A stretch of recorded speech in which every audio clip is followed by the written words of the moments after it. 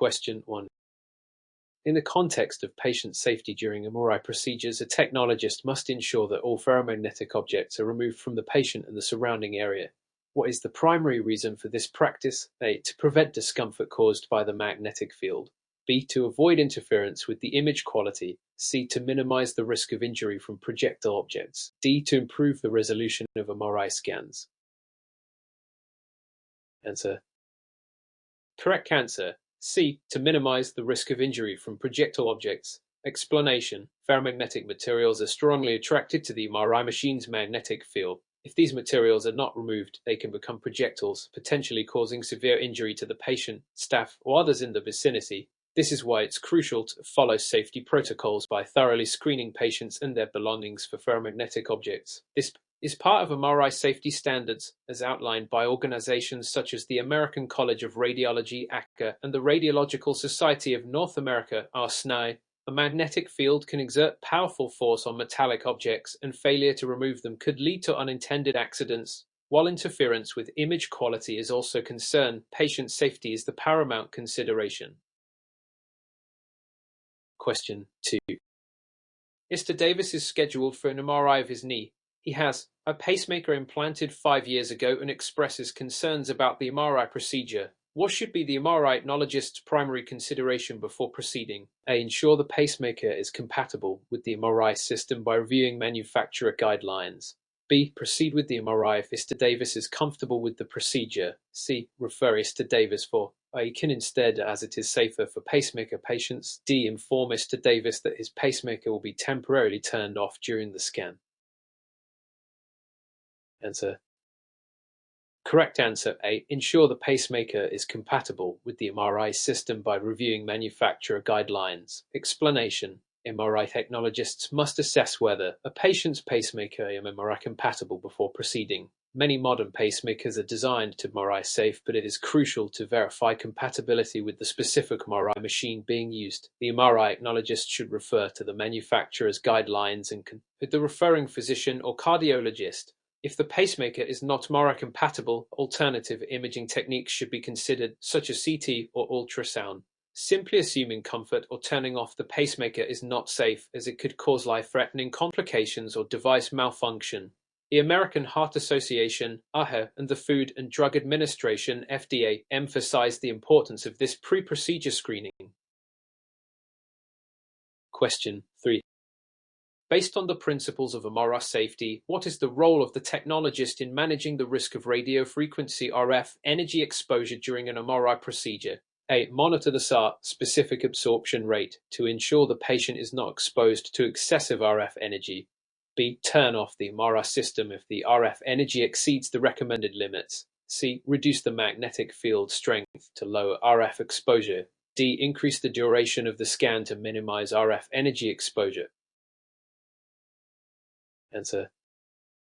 Correct answer. A. Monitor the SAR specific absorption rate to ensure the patient is not exposed to excessive RF energy. Explanation. RF energy used in MRI has the potential to cause heating of the patient's tissues. This is quantified by the specific absorption rate, SAR, which indicates how much RF energy is absorbed by the body. MRI technologists must ensure that the SAR levels are within safe limits to prevent harm to the patient. The FDA sets guidelines for SAR limits, and manufacturers provide equipment that monitors this parameter during scanning. It is not advisable to turn off the MRI system if RF energy exceeds limits, as the scan must be appropriately adjusted rather than interrupted. Lowering the magnetic field strength or extending scan duration does not effectively control RF exposure, so monitoring and adjusting SAR is the safest and most effective approach. Question 4. In response to an emergency situation, a patient in the MRI machine suddenly becomes unresponsive. What is the MRI technologist's immediate course of action? A. Continue scanning and monitor the patient's vital signs. B. Press the emergency stop button and call for assistance immediately. C. Exit the MRI room and wait for the patient's condition to improve. D. Reassure the patient and try to communicate with them to assess their condition. Answer. Correct answer. B. Press the emergency stop button and call for assistance immediately. Explanation. In an emergency situation such as when a patient becomes unresponsive during an MRI, the first priority is patient safety. The MRI technologist must immediately press the emergency stop button to halt the scan and call for emergency medical assistance. MRI rooms are equipped with emergency stop mechanisms that immediately cease the scan and remove any potential harm to the patient. It is not safe to continue scanning or to wait for the patient's condition to improve without professional medical intervention. Ensuring that the patient's vital signs are monitored and that appropriate emergency medical personnel are alerted is essential. Question 5. Which of the following is true regarding the administration of MRI contrast agents, specifically gadolinium-based agents? MRI contrast agents should be administered to all patients regardless of medical history.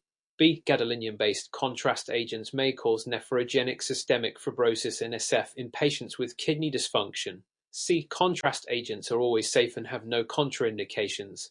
D. MRI contrast agents should only be used for brain MRI studies. Answer. Correct answer.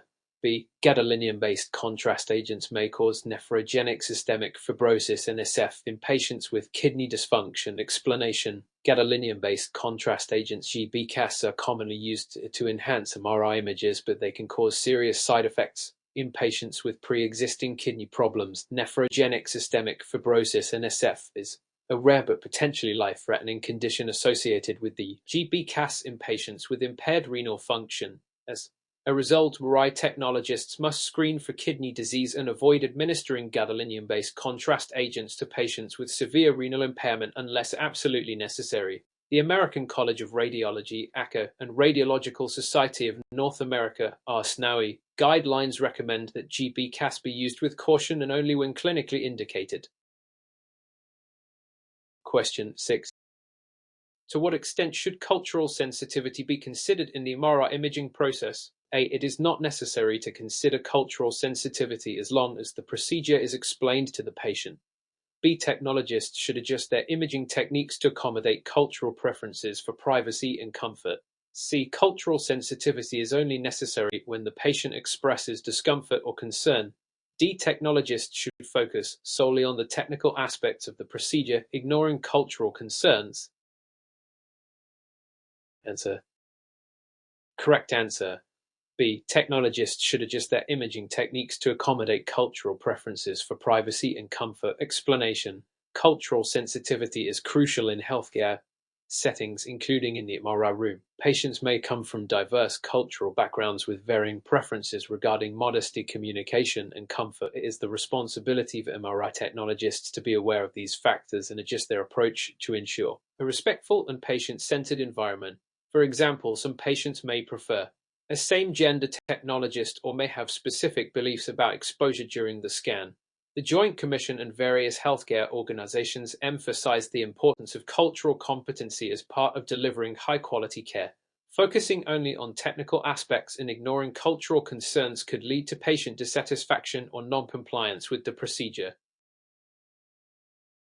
Question 7.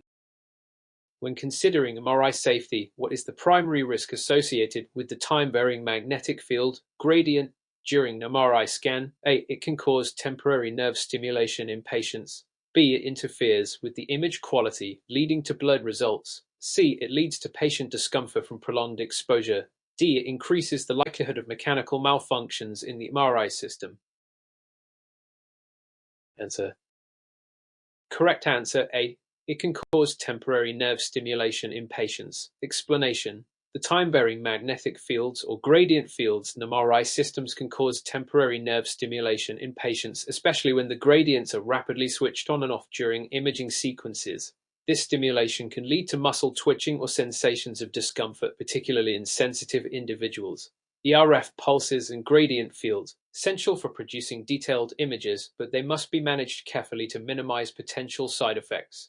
MRI technologists are trained to monitor and address any patient discomfort or potential risks related to gradient fields, and they should be aware of the specific sequence parameters used to minimize these effects. The American College of Radiology (ACA) provides guidelines to ensure patient safety when using gradient fields. Question 8. Under the assumption that a pediatric patient requires an MRI scan, what factor is most crucial in ensuring the patient's safety and comfort during the procedure? A. Reducing the scan duration as much as possible. B. Ensuring that the patient is physically restrained to prevent movement. C. Providing the patient and their family with clear instructions on the procedure. D. Using adult-sized equipment, as pediatric equipment is rarely necessary. Answer. Correct answer. C. Providing the patient and their family with clear instructions on the procedure. Explanation. For pediatric patients, clear communication is the most critical factor in ensuring their safety and comfort during the MRI scan. Children may feel anxious or scared about the procedure, and it is important to explain what will happen in a way they can understand, reassuring them about the process. Additionally, involving the family in the discussion can help alleviate fears and prepare them for the procedure, while reducing scan duration and using pediatric-specific equipment are also important. The focus on communication with both the patient and their family is crucial for minimizing anxiety and promoting cooperation during the scan. Question 9.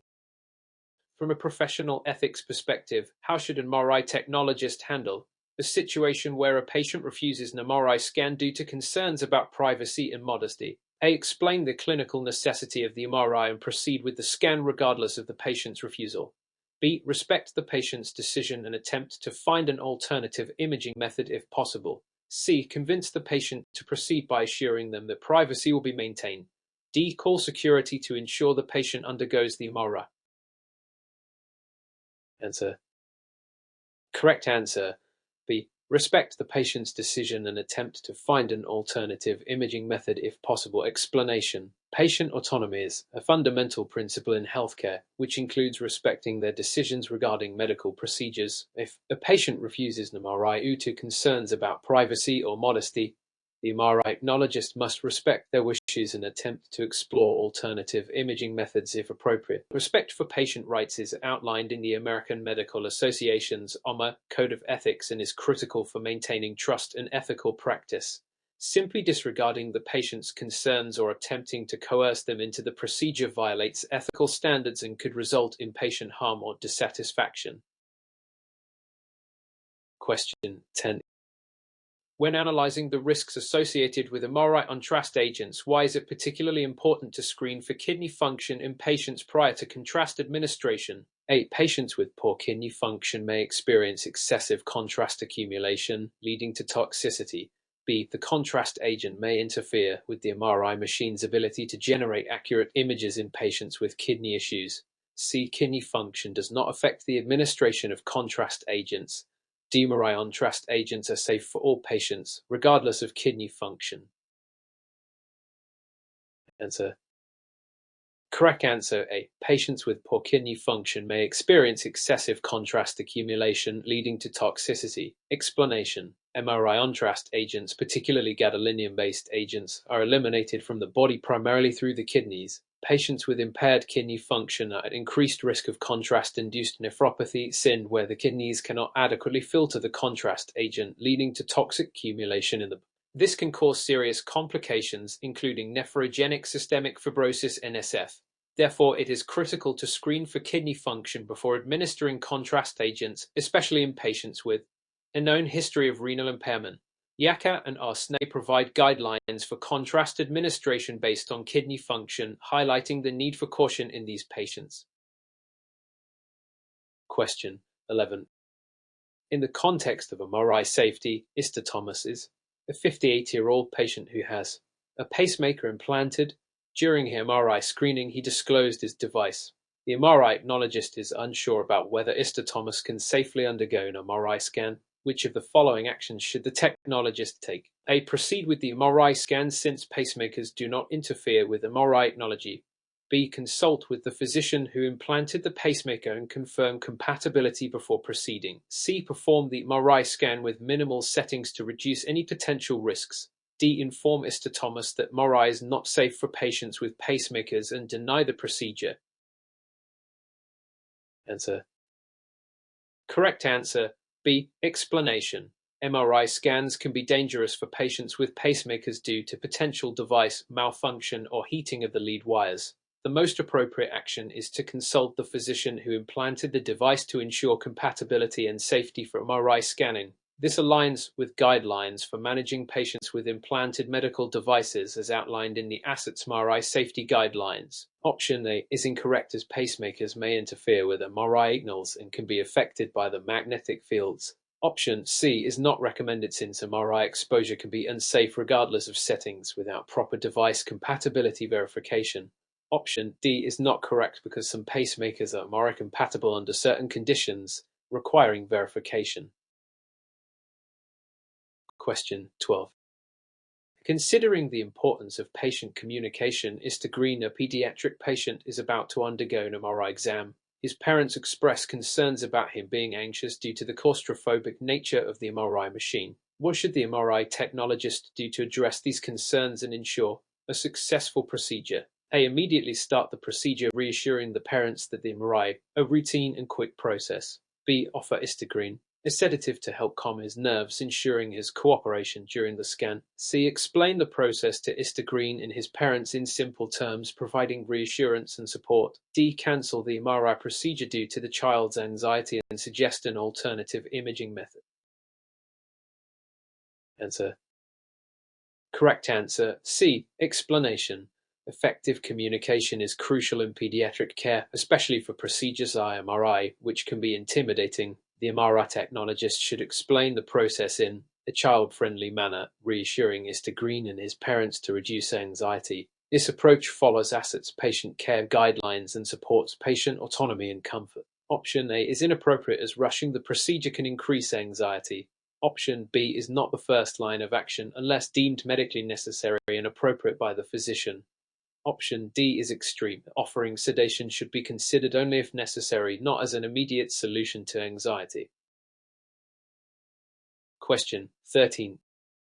What is the primary purpose of using a contrast agent in MRI and what should be considered when deciding its administration to a patient? A. To enhance the resolution of bone structures during the MRI procedure. B. To improve the visualization of soft tissues and blood vessels, aiding in diagnosis. C. To reduce the need for additional scans during the imaging procedure. D. To minimize the radiation dose during MRI scans.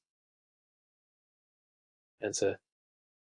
Correct answer. B. Explanation. The primary purpose of MRI contrast agents is to enhance the differentiation of soft tissues such as blood vessels, tumors, or inflammation. These agents, typically gadolinium-based, improve the diagnostic capability of MRI by highlighting areas that might be difficult to detect without contrast. Option A is incorrect as MRI does not use contrast for visualizing bone structures. This is the domain of X-ray or CT. Option C is incorrect as the use of contrast does not reduce the need for additional scans, though it might reduce the need for further imaging modalities. Option D is not relevant because MRI does not involve ionizing radiation. Contrast agents are not used to minimize radiation. Question 14. Mr. Stewart, a geriatric patient, is undergoing an MRI for suspected vascular conditions. His family has expressed concerns regarding potential adverse reactions to the contrast agent as he has a history of renal issues. What should the technologist consider in this situation before administering the contrast agent? A. Administer the contrast agent as usual since most adverse reactions are mild and self-limiting. B. Check Mr. Stewart's renal function using recent blood work to assess the risk of nephrogenic systemic fibrosis (NSF). C. Administer a reduced dose of the contrast agent to mitigate any risks. D. Cancel the MRI procedure and refer the patient for a non-contrast imaging procedure. Answer. Correct answer. B. Explanation.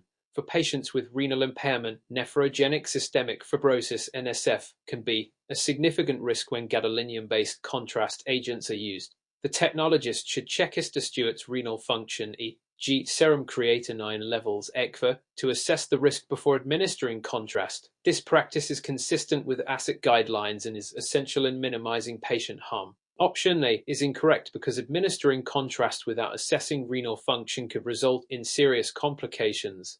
Option C is not recommended because the patient's renal status must be the primary concern when determining the safety of contrast. Option D is an extreme measure and should only be considered if contrast use is deemed unsafe. Question 15. Under the assumption that Mr. Douglas, a patient with a history of claustrophobia, requires an MRI of the brain, what should the MRI technologist do to help reduce his anxiety during the procedure? A. Reassure Mr. Douglas that the scan will be over quickly and encourage him to remain still during the procedure. B. Sedate Mr. Douglas before the MRI scan to ensure complete relaxation and cooperation. C. Allow Mr. Douglas to listen to music during the procedure and provide frequent communication to ease anxiety. D. Cancel the MRI procedure and suggest A. Can instead, as it is less likely to cause claustrophobia. Answer. Correct answer. C. Explanation. For patients with claustrophobia, providing options such as listening to music and maintaining communication during the scan can significantly reduce anxiety and improve cooperation. This aligns with the ASRT guidelines for patient comfort and safety. Option A is insufficient, as simply reassuring the patient may not alleviate severe anxiety. Option B involves sedation, which should only be used if necessary and under the guidance of a physician. Option D is not appropriate unless clinically warranted, as MRI may be necessary for detailed brain imaging that CT cannot provide. Question 16. Which of the following is a key safety consideration when working with patients who have metal implants during MRI procedures? A. Only the external metal devices, such as hearing aids, need to be removed before the scan. B. MRI can safely be performed on patients with metal implants without any special precautions. C. MRI safety protocols must include verifying the type of implant and ensuring it is MRI compatible before scanning. D. Metal implants do not interfere with MRI results as long as the patient does not have a pacemaker. Answer. Correct answer. C. Explanation. The MRI technologist must always verify the type of implant and ensure it is MRI compatible before performing the scan. Implants made of certain metals can be affected by the magnetic field, potentially causing heating, movement, or injury to the patient. This safety protocol is outlined in the ASRT MRI safety guidelines. Option A is incorrect because both internal and external metal devices should be assessed for safety. Option B is unsafe as certain implants are contraindicated for MRI. Option D is incorrect as pacemakers are not the only implants that present risks in MRI environments. Question 17. In light of recent developments in MRI technology, which of the following best describes the primary role of SAR, specific absorption rate, in MRI safety? A. SAR is used to monitor the temperature of the MRI machine. B. SAR measures the amount of radiofrequency energy absorbed by the patient's body during the scan. C. SAR is a safety measure to detect the amount of static magnetic field exposure in the patient. D. SAR helps determine the necessary dose of contrast agent for the MRI procedure. Answer. Correct answer. B. Explanation. SAR is a critical measurement that quantifies the amount of radiofrequency RF energy absorbed by the patient's body during an MRI scan. This value is important for ensuring patient safety by preventing excessive heat buildup in tissues, which could cause thermal injuries. The ASRT MRI safety guidelines recommend maintaining SAR within safe limits. Option A is incorrect, as SAR pertains to RF energy absorption, not machine temperature. Option C is not accurate because SAR is related to RF energy, not the static magnetic field.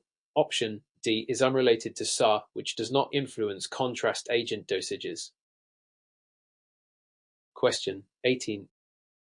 What should an MRI technologist consider when preparing a pediatric patient for an MRI exam? A. Pediatric patients generally do not need special considerations, as they are similar to adult patients. B. Pediatric patients may require sedation to ensure they remain still throughout the scan. C. Pediatric patients can tolerate long MRI procedures better than adults, so no additional planning is necessary. D. Pediatric patients are less likely to experience anxiety, so verbal explanations are sufficient to prepare them for the exam. Answer.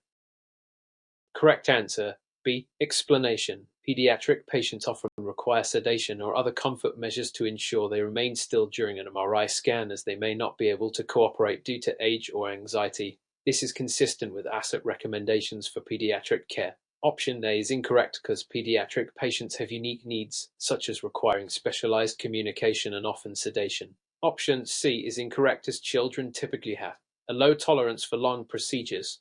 Option D is incorrect because pediatric patients are more likely to experience anxiety, requiring thorough preparation. Question 19. In an effort to enhance MRI safety, what should an MRI technologist do to manage the risk of ferromagnetic objects in the MRI environment? A. Ensure that all non-ferromagnetic objects are removed from the MRI week before the procedure. B. Use a magnetometer to detect ferromagnetic objects within the MRI suite and remove them. C. Assume all items in the MRI suite are ferromagnetic unless proven otherwise. D. Allow patients to bring personal items into the MRI suite if they are small and lightweight. Answer. Correct answer B. Explanation. Using a magnetometer to detect ferromagnetic objects is a standard safety measure in MRI environments. This helps prevent accidents and injuries related to ferromagnetic objects being attracted to the MRI magnet. The ASRT MRI safety protocols emphasize the importance of thoroughly screening for ferromagnetic materials. Option A is not sufficient because the technologist must actively detect ferromagnetic materials rather than assuming they are removed. Option C is an overgeneralization.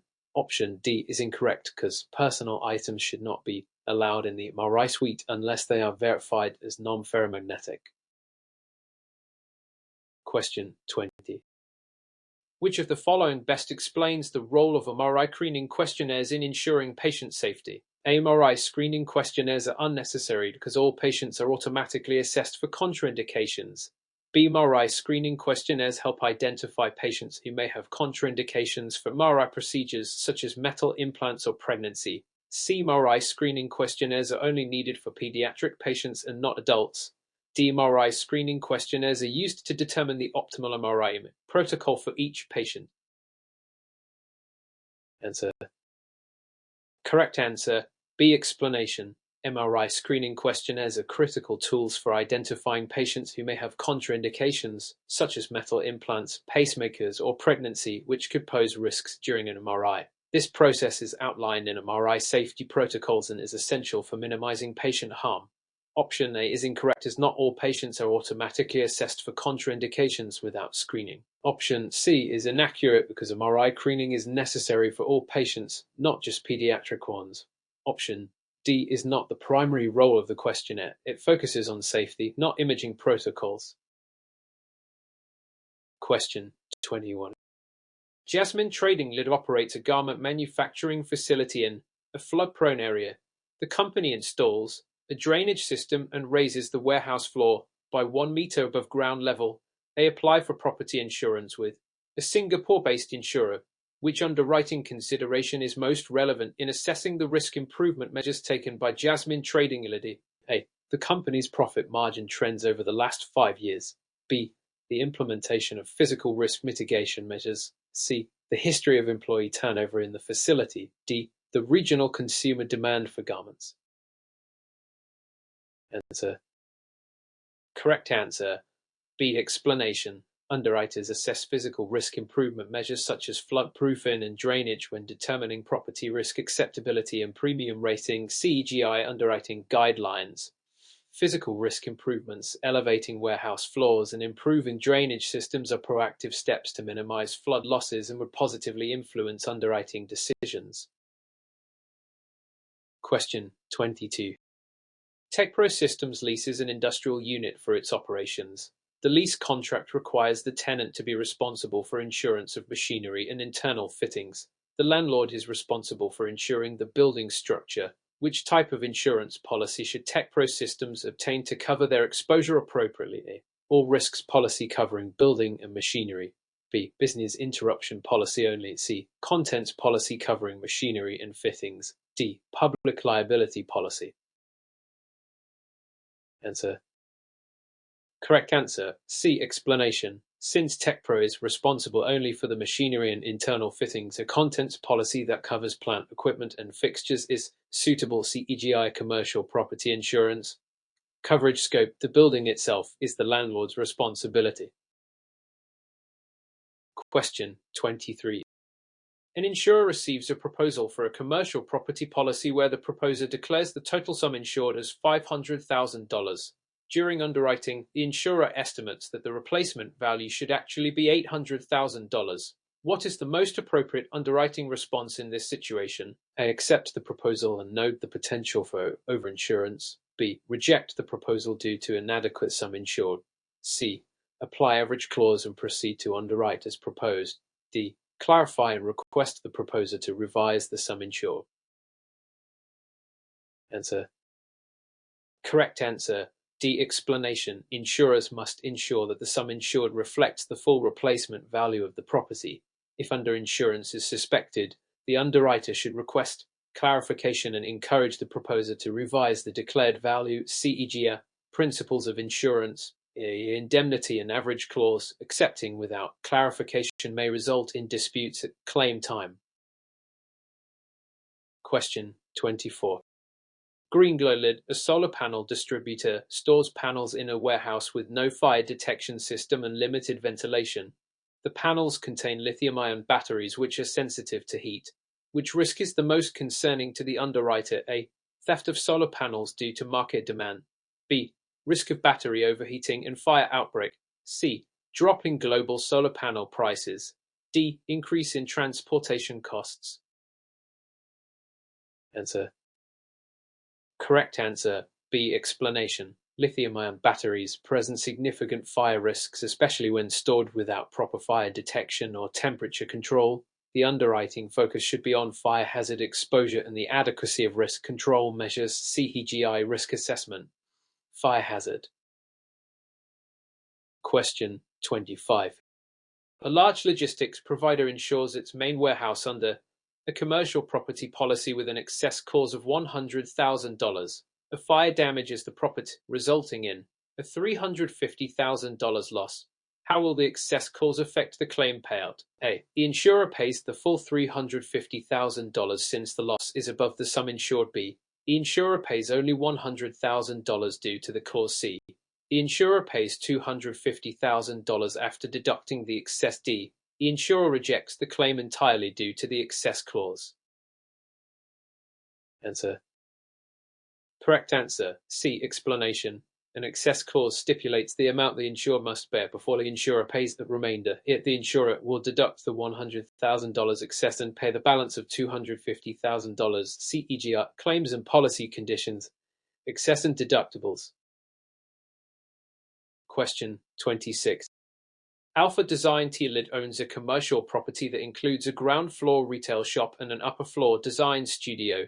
The company informs the insurer that the shop will undergo interior renovation involving electrical rewiring and gas fittings installation.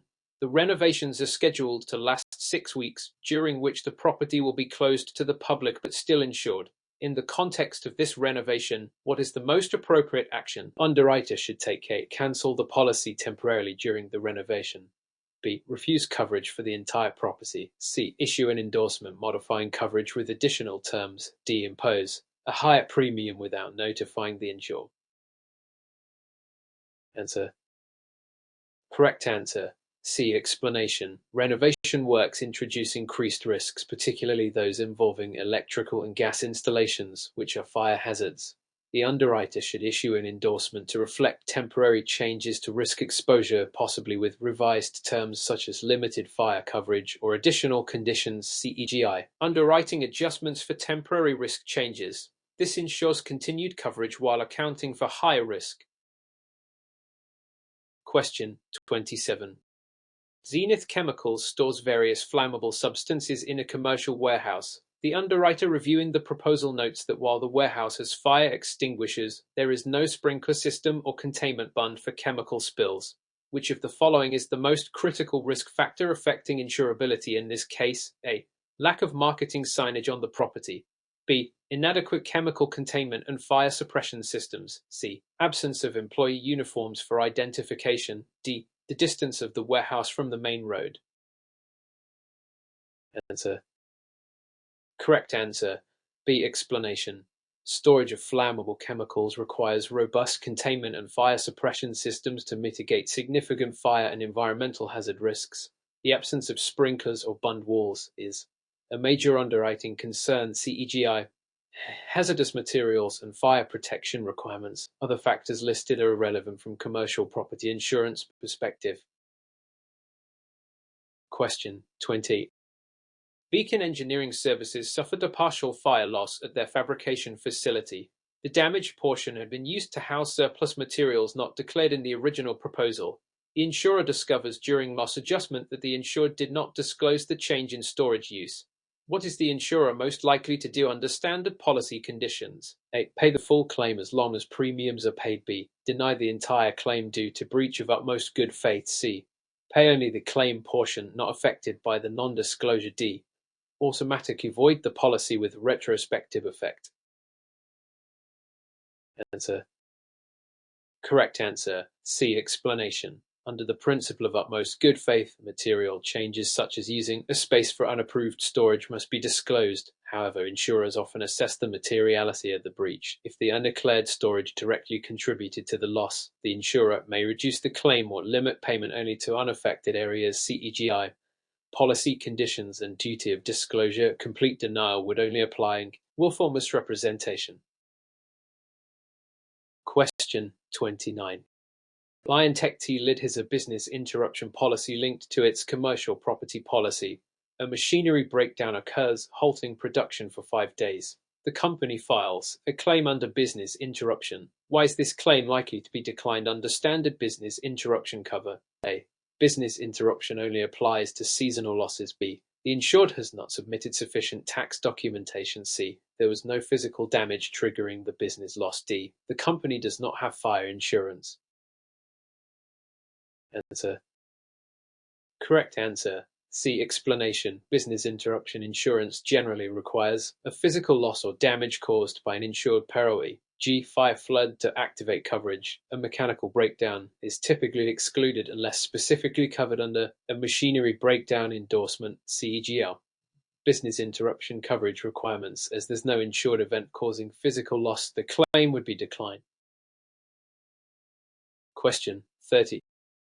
Dreamwave Studios is a multimedia company storing sensitive servers and high-end audio equipment on the upper floor of a shop house. The building has no lightning protection system and is in an area prone to frequent thunderstorms. The company applies for a commercial property policy. From a property underwriting standpoint, what is the greatest concern in this scenario? A. Building's cultural heritage status. B. Lack of cybersecurity insurance. C. Absence of a lightning protection system for sensitive equipment. D. Audio equipment brand and origin. Answer. Correct answer. C. Explanation. Electronic equipment is highly sensitive to power surges or lightning strikes. In a storm-prone area, the absence of lightning protection significantly increases the risk of equipment damage and potential business interruption. CEGI. Special equipment and electrical risk considerations. This factor must be addressed or mitigated as part of underwriting due diligence.